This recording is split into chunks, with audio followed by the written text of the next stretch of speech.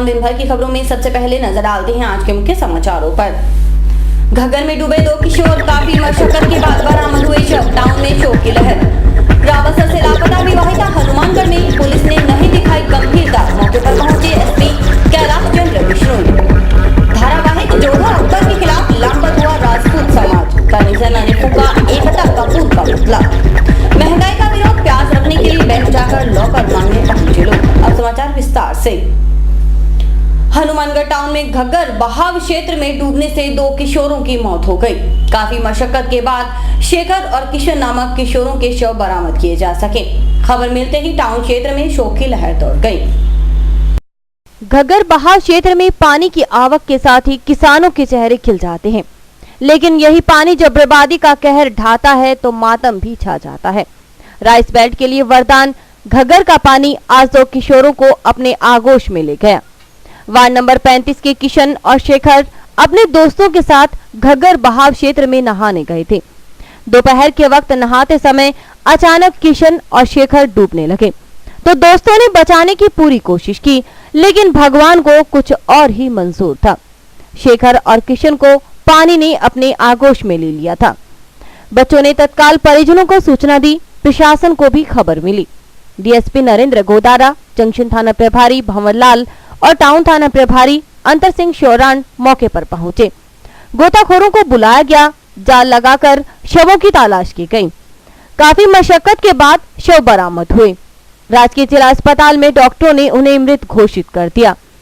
मृतकों की उम्र करीब 12 से 13 वर्ष है। शेखर का एक और भाई है तथा एक बहन भी। उसके पिता सुशील वाल्मीकि मजदूरी करते हैं।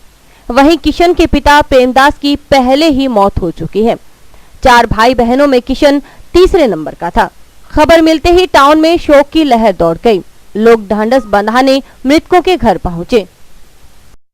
मैं भाई को टीवी देखे थे, तो एक शेखर एक आकाश वो आया, कोई चल लालिम चल नहाने के लिए, तो मैं नहीं जाया, तो कोई चल ना नहाने के लिए, तो मैं इधर आया नहाने के लिए। तो मैं काती में नहाया था, तो वो आगे चल गया तैरते तैरते देख छा घर चल गया। अच्छा, तो कौन डूब गया इसके अंदर? कौन कौन थे? शेखर, किशन। अच्छा, तो आपके क्या लगते थे वो? मेरा भाई है, एक बार में के का। अच्छा, तो यहाँ पे आप नहाने आए थे क्या? हाँ, ये मेरा भाई है किशन जी, और ये सबसे छोटा भाई है, और 2 इनके दोस्त थे, वो सभी नहाने आए थे यहाँ पे। और मैं तो काम पे था साहब, मेरे को काम पे फोन किया। और ये बच्चा कपड़ा लेके गया घर पे, बोला भैया नहा रहा था, भैया अंदर में ही रह गया। तो बच्चे नहाने गए थे, पड़ोसियों ने उनको भगा दिया। 2 बच्चे आ गए, 3 बच्चे वापस नहाने लग गए, जिसमें 2 भाई थे, वह एक यहीं के वाल्मीकि का बच्चा था। तो 2 भाई थे, उनमें से एक छोटा बड़े वाला बाहर था। दोनों तैरते तैरते आगे चले गए, वो वहीं नाली में ही समा गए। एक वाल्मीकि के बच्चे का नाम पाइया, उम्र 11 साल, वह एक प्रेमदास का लड़का कन्हैया था। दोनों को समाज के लोगों से सबने मेहनत करके जाल लगा करके दोनों बच्चों को जल्दी से निकाल लिया। पोस्टमार्टम करवाकर आगे कार्रवाई करवाई जाए। मामूली अनबन के बाद एक विवाहिता ने अपना घर छोड़ दिया, लेकिन वह कुछ असामाजिक तत्वों के हत्थे चढ़ गई। लिहाजा खबर मिलते ही परिजन हनुमानगढ़ पहुंचे, लेकिन पुलिस ने सहयोग करने से इनकार कर दिया। लिहाजा वे टाउन थाना को घेर कर बैठ गए। रावतसर में एक परिवार की विवाहिता अपने पीहर आई थी। मामूली अनबन पर वह यह कहकर घर से निकली कि बाजार जा रही है, लेकिन वह 4 दिन बाद भी घर नहीं पहुंची। चौथे दिन पता चला कि वह हनुमानगढ़ में देखी गई है। खबर पाकर परिजन हनुमानगढ़ पहुंचे। भारतीय जनता युवा मोर्चा के जिला महामंत्री सावन पाईवाल ने इस आशय की खबर संगठन के पदाधिकारियों को दी, तो जिला अध्यक्ष देवेंद्र पारिक आदि कार्यकर्ता पुलिस थाना पहुंचे। उन्होंने पुलिस को विस्तार से बताया, लेकिन पुलिस ने मौके पर जाने से इनकार कर दिया। काफी मशक्कत के बाद जब पुलिस तैयार हुई, तब तक कुछ असामाजिक तत्व उस विवाहिता को लेकर फरार हो गए। भारतीय जनता युवा मोर्चा के जिला अध्यक्ष देवेंद्र पारिक ने आरोप लगाया कि पुलिस का रवैया बेहद नकारात्मक रहा। नाराज होकर उन्होंने पुलिस थाना टाउन का घेराव किया। रात को टाउन थाने का घेराव की खबर सुनकर एसपी कैलाश चंद्र बिश्नोई भी पहुंचे। उन्होंने समझा बुझाकर सबको शांत किया। पीड़ित परिवार के एक सदस्य ने पुलिस पर सहयोग नहीं करने का आरोप लगाया। उसने कहा कि अगर पुलिस गंभीरता दिखाती तो लड़की हमारे पास होती। बाजार जाने का कहकर गई थी, जो आज तक नहीं लौटी, और हमने वहाँ पे रिश्तेदारों में जांच पड़ताल करने के बाद हमें नहीं मिली तो हमने पुलिस स्टेशन गए और हमने वहाँ पे FIR दर्ज एप्लीकेशन दे दी। एप्लीकेशन देने के बाद में हमने फिर जांच पड़ताल की तो वो नहीं मिली तो हमने वहाँ पे FIR दर्ज करा दी। और फिर हमें किसी ने सूचना दी कि आपकी लड़की राव हनुमानगढ़ में देखी गई है। हनुमानगढ़ आने के बाद में जब किसी ने बताया कि आपकी लड़की रेलवे स्टेशन के आसपास है, मोहल्ले में देखी गई है, तो हमने वहाँ गए। तो हमारे लड़के के लोगों ने कहा यहाँ पे है वो लड़की। हम पुलिस स्टेशन पहुँचे, लेकिन पुलिस वालों ने हमारे साथ जाने से इनकार कर दिया। बोला राव से भी पुलिस आओ, ये राव सर का मामला है। और उस बात को घंटे 2 घंटे उलझाए रखा, इतने में वो लड़की पार कर दी। पीड़ित परिवार के सदस्य ने कहा कि एसपी ने विवाहिता को बरामद करने का भरोसा दिलाया है। देखते हैं आगे क्या होता है। विवाहिता के साथ उसका 1.5 वर्षीय बेटा भी है। एसपी साहब ने कहा कि सुबह इनको पूरा मतलब जैसे आपकी लड़की उनके पास हुई तो बरामद करके देंगे आपको, किंतु जब रात को हमने उनको कहा कि वो हमें उसने बताया था, तो अब वो उनसे जाने का इंतजार, वो उनके साथ जाने से इनकार कर रहे हैं कि हम तो ना नहीं जाते, राव से पुलिस वापस लो। निजी स्कूलों में सरकारी स्कूलों को करनी होगी राष्ट्रीय बाल नीति और किशोर न्याय अधिनियम की पालना। इस अधिनियम के अंतर्गत बच्चों को शारीरिक और मानसिक पीड़ा से बचाने के लिए सजा पर पूरी तरह से रोक लगा दी गई है। इस नियम के अंतर्गत यदि स्कूल में बच्चों को प्रताड़ित करने की कोई शिकायत पाई जाती है तो बाल कल्याण समिति स्वयं जिम्मेदार स्कूल संचालक और शिक्षक या शिक्षिका के विरुद्ध कार्रवाई करेगी। राष्ट्रीय बाल कल्याण समिति और किशोर न्याय अधिनियम के नए प्रावधानों के अनुसार समिति को FIR दर्ज करवाने का अधिकार मिला है। अधिनियम के नए प्रावधानों के अनुसार बच्चों को शारीरिक और मानसिक पीड़ा से बचाने के लिए दी जाने वाली सजा पर पूर्ण रूप से रोक लगा दी गई है और इस अधिनियम की पालना के लिए बाल कल्याण समिति को पाबंद किया गया है। समिति का मानना है कि बच्चों को क्लासरूम में मुर्गा बनाना, कपड़े उतरवाना, क्लास से बाहर निकालना या दूसरे बच्चों के सामने बेइज्जत करना अपराध है। राष्ट्रीय बाल समिति के अनुसार सभी बच्चों को स्वस्थ वातावरण में जीने का अधिकार है। RTE के अनुसार 6 से 14 वर्ष की आयु के बच्चों के साथ सम्मानजनक व्यवहार किया जाना चाहिए। समिति के नियम अनुसार यदि कोई छात्र पढ़ने में कमजोर है तो उसे ज्यादा होमवर्क दिया जाए, याद न होने वाली बातों को कक्षा में बार बार रिपीट करवाया जाए, कमजोर बच्चों के लिए अलग से क्लास लगाई जाए, कोई गलती हो जाने पर समूह को सजा दी जाए, न कि अकेले छात्र या छात्रा को सजा देना अनुचित है।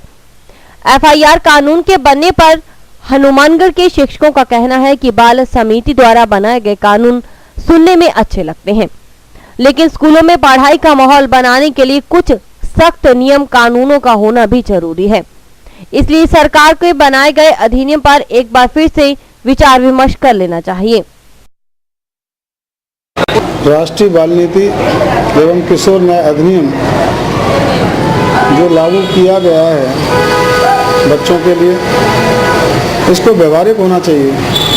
देखने में सुनने में बड़ा अच्छा नियम और कानून है, लेकिन जब उस कानून को व्यवहारिकता में लाते हैं तो पता लगता है कि स्कूलों के अंदर पढ़ाई का माहौल कैसे बनाया जाएगा, किस तरह उन छात्रों की काउंसलिंग की जाएगी, ये एक सोचनीय विषय है और इस पर सरकार को दोबारा विचार करना चाहिए। किसी भी कानून की पालना के लिए उसका प्रैक्टिकल होना बहुत जरूरी है। स्वयंसेवी शिक्षण संस्थान के अशोक सुथार का कहना है कि सरकार द्वारा समय समय पर बनाए जाने वाले कानून सराहनीय है। उन्होंने कहा कि प्रताड़ना देना गलत है, लेकिन जब बच्चा गलती करता है और उसे डांटा न जाए यह भी गलत है। सरकार द्वारा बनाए गए कानूनों में जो खामियां रह जाती हैं, इनसे बच्चों में अनुशासनहीनता फैलती है, क्योंकि बच्चे तो गीली मिट्टी की तरह होते हैं। उन्हें जिस तरह के संस्कार दिए जाएंगे उसी तरह उनके चरित्र का निर्माण होगा।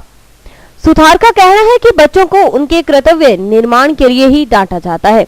यदि बच्चों में किसी चीज का डर नहीं होगा तो वे अनुशासित नहीं होंगे। सरकार भी अपने कानूनों की पालना के लिए सख्त नियम बनाती है तभी जनता नियमों की पालना करती है। इसलिए बच्चों को अनुशासित बनाने के लिए डांट डपट करने पर रोक नहीं लगानी चाहिए। आज के परिवेश में बच्चों में जो सहनशीलता की कमी पाई गई है, पूर्व के ज़माने में और आज के ज़माने में काफ़ी फ़र्क है। और कानून बनाना अलग बात है, लेकिन उस पर जो अमल किया जाना है वो सिर्फ मनोवैज्ञानिक तरीके से ही किया जा सकता है। प्रार्थना सभा अधिक प्रभावी बनाना और प्रत्येक बच्चे को जो है सह शैक्षिक गतिविधियों से जोड़ना, ताकि बच्चों में आपस में जो है मिलजुल कर रहने की, अपने बड़ों के प्रति आदर करने की भावना विकसित की जा सके। सह शैक्षिक गतिविधियां जो है आजकल बिल्कुल विद्यालयों में खत्म हो चुकी है। नैतिक शिक्षा का अधिक से अधिक प्रचार करना चाहिए। और एक मैं ये कहना चाहूँगा इसमें कि जो नए शिक्षक आ रहे हैं, शिक्षक ट्रेनिंग का जो पाठ्यक्रम है उसमें अभी तक इस बिंदु को नहीं जोड़ा गया है कि बच्चों को किस प्रकार से व्यवहार परिवर्तन किया जा सके। यदि कोई ऐसा उदंड बच्चा है जो नहीं मान रहा है, सबकी अलग अलग प्रवृत्ति होती है, उसको किस प्रकार से मेन स्ट्रीम में लाया जा सके, क्लासरूम के वातावरण के उसको अनुकूल बनाया जाए, ये हमारे शिक्षक पाठ्यक्रम में शामिल होना चाहिए। एकता कपूर का धारावाहिक जोधा अकबर विवादों के घेरे में आ गया है। विरोध स्वरूप राजपूत समाज ने एकता कपूर की नई film once upon a time in Mumbai 2 के राजस्थान में प्रदर्शन पर रोक लगाने की मांग की है। विरोध की आग हनुमानगढ़ तक पहुंच चुकी है, लिहाजा करणी सेना के कार्यकर्ताओं ने एकता कपूर का पुतला फूंका। करणी धर्मशाला टाउन के पास करणी सेना के कार्यकर्ता एकत्रित हुए। बाद में उन्होंने फिल्म निर्देशक एकता कपूर के खिलाफ नारेबाजी शुरू कर दी। एकता कपूर मुर्दाबाद और जोधा अकबर बंद करो जैसे नारे लगाते हुए उन्होंने एकता कपूर के पुतले भी फूंके। करणी सेना के जिला उपाध्यक्ष नरेश सिंह ने कहा कि एकता कपूर द्वारा निर्देशित धारावाहिक जोधा अकबर में राजपूत संस्कृति के साथ छेड़छाड़ की गई है, जिसे बर्दाश्त नहीं करेंगे। इसलिए हमने एकता कपूर की फिल्म के प्रदर्शन का विरोध करने का फैसला किया है। करणी सेना की एक मीटिंग हुई। मीटिंग के बाद सभी ने तय किया कि जो धारावाहिक जो चल रहा है जोधा अकबर, उसको बंद करवाने के विरोध में हमने एकता कपूर की जो नई फिल्म आ रही है once upon a time in Mumbai, उसके विरोध में कभी पूरे राजस्थान में इसका आक्रोश है और इसको पूरे प्रदेश में प्रदर्शित नहीं होने देंगे। इसलिए करणी सेना ने ये आंदोलन चला रही है। इसलिए इसका विरोध कर रहे हो आप? उसमें क्या है? विरोध इसका है कि इसमें राजपूत संस्कृति को गलत ठहराया गया है, गलत दिखाया गया है, राजस्थान के इतिहास के साथ छेड़छाड़ की गई है।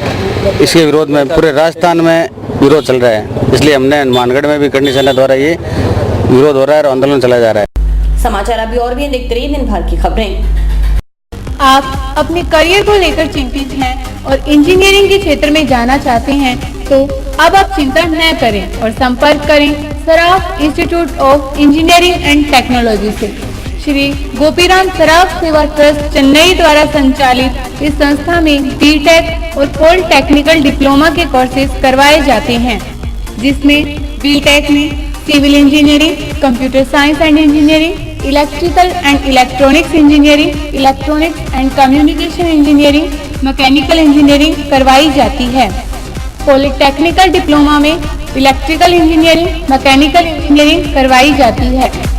इसके अलावा महाविद्यालय में आधुनिक कंप्यूटर लैब, साइंस लैब, विशाल लाइब्रेरी, इंडोर आउटडोर खेल सुविधा, लड़के व लड़कियों के लिए अलग अलग छात्रावास सुविधा, कैंटीन सुविधा, विशाल खेल के मैदान आदि सुविधाएं हैं। तो संपर्क करें Saraf institute of engineering and technology, TB road extension, Gursa road, Hanumangarh town. Baby happy modern PG college, a brand for quality education द्वारा स्टूडेंट्स के करियर को ध्यान में रखते हुए विभिन्न प्रकार के कोर्सेज करवाए जाते हैं, जैसे MSc, MA, BCA, BBA, BSc, BCom, BA. College में वेल क्वालिफाइड लेक्चरर्स की कड़ी मेहनत से लगातार 3 वर्षों से स्टूडेंट्स ने महाराजा गंगा सिंह विश्वविद्यालय की मेरिट लिस्ट में अपना नाम लाकर शिक्षा के क्षेत्र में एक नया रिकॉर्ड कायम किया। हाय, आई एम नूरजहां, मैं बीबीए की स्टूडेंट हूं। मैंने बीबीए फर्स्ट ईयर में यूनिवर्सिटी में 3rd रैंक प्राप्त किया था। इसका सारा श्रेय मैं अपने मैनेजमेंट और स्टाफ को देना चाहूँगी, जिन्होंने यहाँ पर मुझे इतनी अच्छी फैसिलिटीज़ प्रोवाइड करवा। Simranjeet Kaur, first year. I scored 80% marks, and for this I would like to thank for Baby Happy Modern PG College.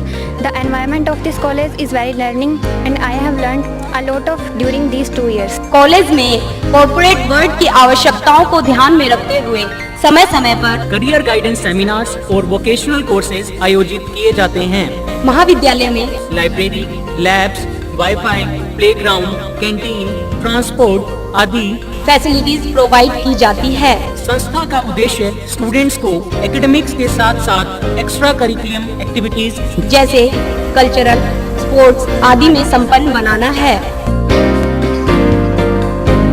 हमारे यहाँ पर आपको आकर्षक कीमतों पर 32 इंच LED, LCD टीवी उपलब्ध हैं। डीजी वर्ल्ड के शोरूम पर आपको आकर्षक brand Videocon, Sansui, Kelvinator, Electrolux, Philips, Panasonic, Kenstar आदि के होम अप्लायंसेस मिलेंगे। यहाँ पर LED, LCD TV, AC, refrigerator, washing machine, microwave, water heater आदि इलेक्ट्रॉनिक सामान आकर्षक कीमतों पर एक ही छत के नीचे मिलेंगे। मैं Deepak Bansal radio corporation, Bansal electro power, DG world Hanumangarh. हमने ये कामना की थी कि हम वर्ल्ड कप जीतेंगे, वो वर्ल्ड कप हम जीत चुके हैं। और मैं आपसे ये निवेदन करता हूँ कि ज़िले का सर्वप्रथम डीजी वर्ल्ड पर हर बढ़िया से बढ़िया वर्ल्ड की कंपनियाँ जो AC, LCD और वॉशिंग मशीनें, माइक्रोवन, होम अप्लाइंस जो भी रखते हैं, आप हमें सेवा का मौका देवें उचित मूल्य पर और फुल गारंटी पर आपको इलेक्ट्रॉनिक्स उत्पादन यहाँ प्राप्त होंगे। जय हिंद, वंदे मातरम। संपर्क करें DG world, town junction road, Vijay cinema के सामने, हनुमानगढ़ टाउन।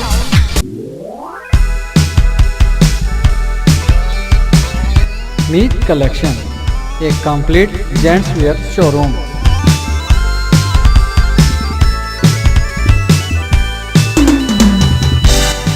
पर आपको जेंट्स वेयर में रेडीमेड गारमेंट्स, इंपोर्टेड शूज, चप्पल आदि की भरपूर वैरायटी मिलेगी।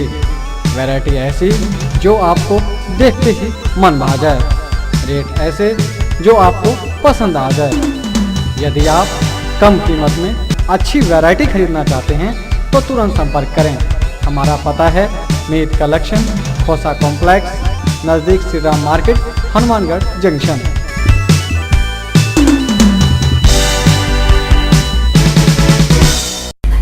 राष्ट्रीय राजनीतिक सुधार मंच पिछले कई वर्षों से जनहित के मुद्दों को लेकर संघर्ष कर रहा है। मंच द्वारा उठाई गई कई मांगों को सरकार ने गंभीरता से मानते हुए उसे लागू भी किया है, जिसमें प्रमुख मांग नगर निकाय, नगर परिषद व नगर पालिका अध्यक्षों के चुनाव सीधा जनता के माध्यम से करवाना थी, जिसे पिछले चुनावों में सरकार ने लागू कर दिया है। अब मंच ने मरुधरा प्रदेश की मांग को लेकर आंदोलन शुरू किया है। राजस्थान राज्य की भौगोलिक और आर्थिक स्थिति को देखते हुए राष्ट्रीय राजनीतिक सुधार मंच ने इसे 2 भागों में बांटकर अलग से मरुधरा प्रदेश बनाने की मांग की है।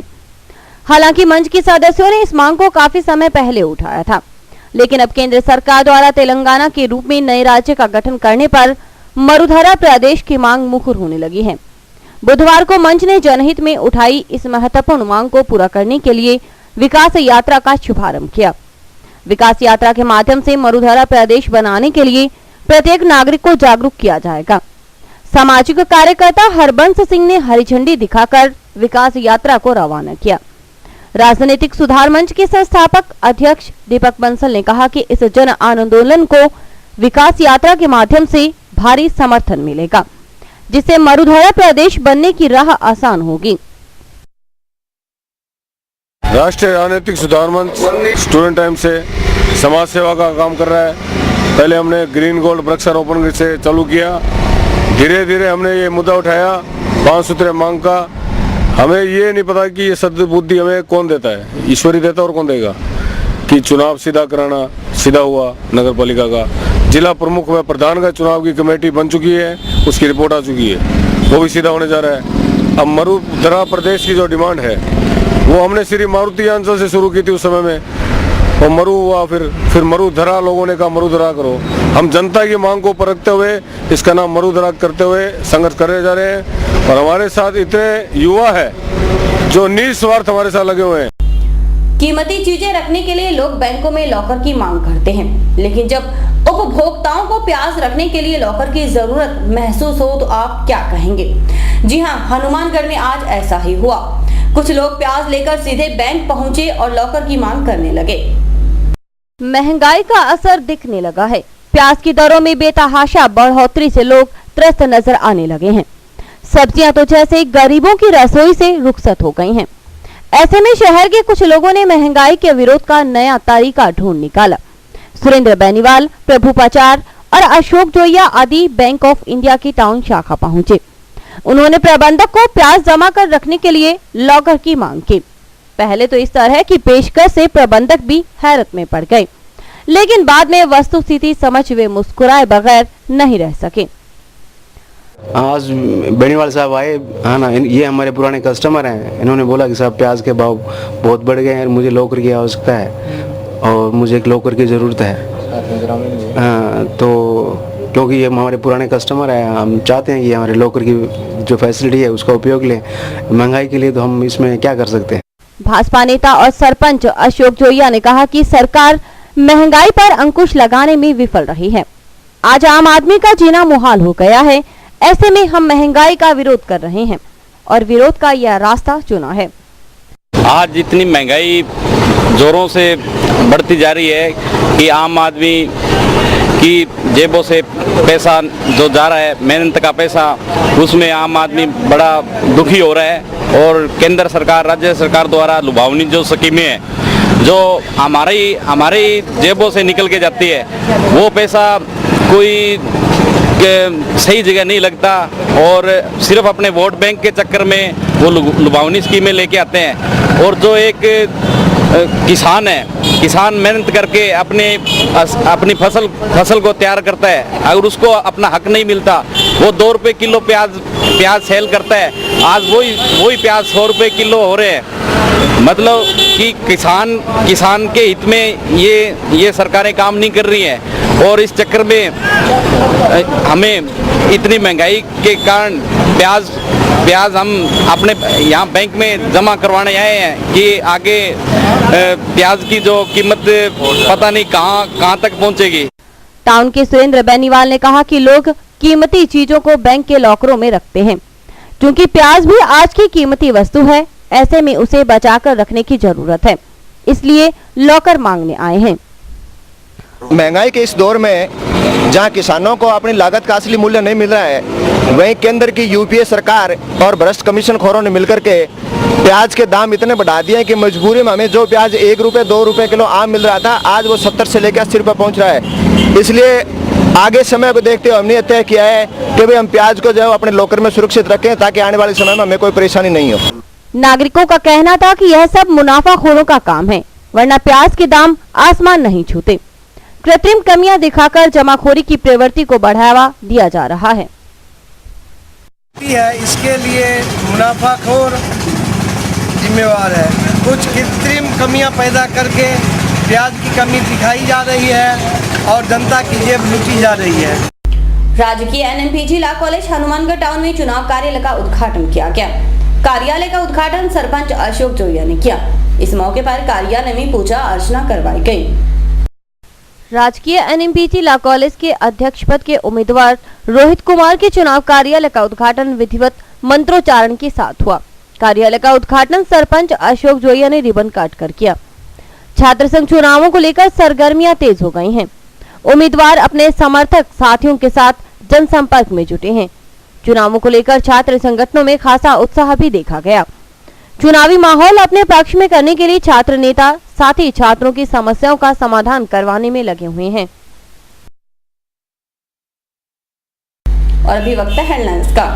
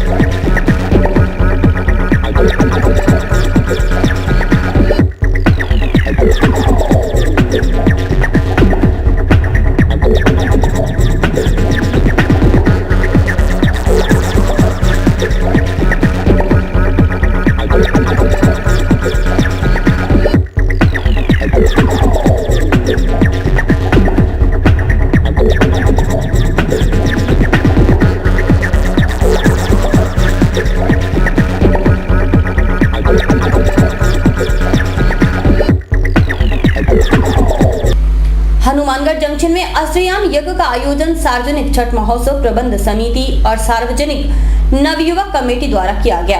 इस मौके पर श्रद्धालुओं ने भव्य कलश यात्रा निकाली, जिसमें श्रद्धालुओं ने बढ़ चढ़कर भाग लिया। हाउसिंग बोर्ड कॉलोनी के वार्ड नंबर 5 में आज अखंड कीर्तन अष्टयाम यज्ञ का आयोजन छठ महोत्सव प्रबंध समिति और सार्वजनिक नवयुवक कमेटी द्वारा किया गया। इस मौके पर श्रद्धालुओं ने भव्य कलश यात्रा निकाली। यह कलश यात्रा हाउसिंग बोर्ड कॉलोनी से होते हुए शिवकुटिया में जाकर संपन्न हुई। अखंड अष्टयाम यज्ञ के दौरान भक्तजनों द्वारा यज्ञ स्थल की परिक्रमा कर 24 घंटे खड़े होकर हरे राम हरे कृष्ण मंत्र का जाप किया जाएगा। 15 अगस्त को वैदिक मंत्रोच्चारण के साथ हवन किया जाएगा और इसी के साथ रामचरितमानस का अखंड पाठ भी होगा। पूर्ण आहुति के बाद आरती कर प्रसाद का वितरण किया जाएगा। श्री सार्वजनिक छठ महोत्सव प्रबंध समिति द्वारा अष्टयाम यज्ञ का आयोजन 13वां वर्ष किया जा रहा है और इसके तहत कलश यात्रा आज निकाली गई है। 11 बजे से अष्टयाम यज्ञ चालू होगा और 11:15 पे 15 तारीख को समाप्ति होगी और लंगर प्रसाद वितरण किया जाएगा। भारतीय डाक विभाग यानी पोस्ट ऑफिस के माध्यम से आने वाली डाक संबंधित व्यक्ति को समय पर नहीं मिलती है। इसका प्रमुख कारण एक तो पोस्ट ऑफिस में बढ़ती डाक की संख्या, दूसरा घर घर जाकर डाक बांटने वाले डाकियों की कमी। टाउन स्थित पोस्ट ऑफिस कार्यालय पर आज नागरिकों ने प्रदर्शन कर समय पर डाक नहीं मिलने से आक्रोश जताया। प्रदर्शन करने वालों में ज्यादातर वह लोग थे जिन्हें राज्य सरकार की विशेष पेंशन योजना के तहत पेंशन स्वीकृत न हुई थी। इनका कहना था कि पेंशन स्वीकृत होने के बावजूद डाकियों की कमी के कारण पात्र लोगों को समय पर पेंशन व अन्य डाक नहीं मिलती है।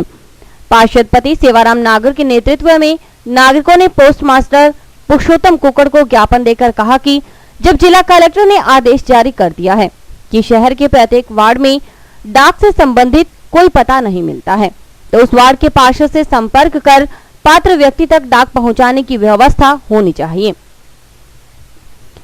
क्योंकि कलेक्टर साहब ने जब आदेश कर दिए भी हर पार्षद के पास घर जाएगा, डाकिया जो डाक बांटने जाता है वो हर पार्षद के घर जाएगा और पार्षद के घर जाकर के अब पार्षद घर बताएगा उनको बार बार देने के लिए, लेकिन इनके कोई नीति नहीं है, कोई योजना नहीं है। लेकिन आज जो इनके अधिकारी हैं उन्होंने एक आश्वासन दिया है भी हम आपके वार्ड की एक एक लिस्ट बना लेंगे और वार्ड वार पार्षद को सूचना कर देंगे और वो वार्ड में घर घर जाके बांट देंगे। लेकिन अगर नहीं बांटी तो हम इसके लिए आंदोलन करेंगे। डाक विभाग की कार्यप्रणाली पर सबसे ज्यादा गुस्सा महिलाओं ने दिखाया। उनका कहना है कि 3-4 महीने से पेंशन के लिए चक्कर लगा रहे हैं, लेकिन अभी तक सिर्फ एक बार पेंशन मिली है। पैसा लेना आया पेंशन का मैं 4 बार आ गया, माने पेंशन कौन मिलना रही, एक बार मिली है माने। बस भाई इतनी परेशानी है हमारे, कितने लोग भाजा सारा काम छोड़ गए।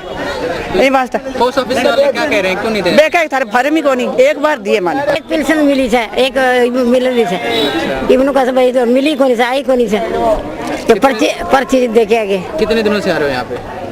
5-6 दिन हो गए, एक बजे ऊपर आके चल जाओ, एक बजे फिर आके चल जाओ। अच्छा मैंने आज 10 गेड़ा हो गया काटती ने, जो 6ठा महीना में पेंशन दी 28 तारीख की, आते हैं दिया कह देते अभी तुम्हारी आई नहीं 20 रुपया रोज किराया लग जाते हैं, आते हैं गेड़े काट जाते हैं, आप नजर नहीं जोड़ते, आते हैं जितने।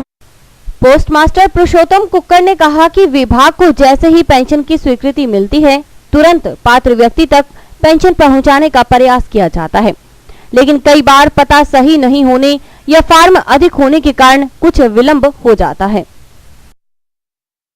पेंशन मनी ऑर्डर जैसे प्राप्त हो रहे हैं वैसे के वैसे वितरण करने के प्रयास किए जा रहे हैं और यदि कम हमें प्राप्त होते हैं तो उसमें थोड़ी सी असुविधा होती है, अदरवाइज टाइम से सभी को पेमेंट करने के प्रयास जारी है। समय पर बट रही है, एक तो नई पेंशन है वो ज़्यादा संख्या में है और कुछ एड्रेस की समस्या भी रहती है, पूरा एड्रेस ना हो, नहीं तो पेंशन जो है समय पर बट रही है।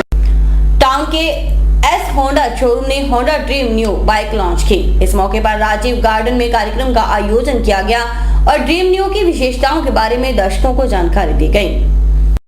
केएस होंडा शोरूम ने Honda dream new bike launch की। बाइक लॉन्चिंग के मौके पर रंगारंग कार्यक्रम का आयोजन किया गया, जिसमें कलाकारों ने राजस्थानी नृत्य व संगीत की प्रस्तुतियां दी। कलाकारों ने गीतों के जरिए बाइक की विशेषताओं का बखान भी किया। इसके बाद होंडा ड्रीम नियो को लॉन्च किया गया और होंडा ड्रीम नियो के फीचर के बारे में आए हुए दर्शकों को जानकारी दी गई। Honda dream neo 110 CC engine वाली बाइक है, जिसमें ट्यूबलेस टायर्स, फराटेदार पिकअप, लंबी सीट के साथ साथ 74 किलोमीटर की माइलेज देने वाली बाइक है।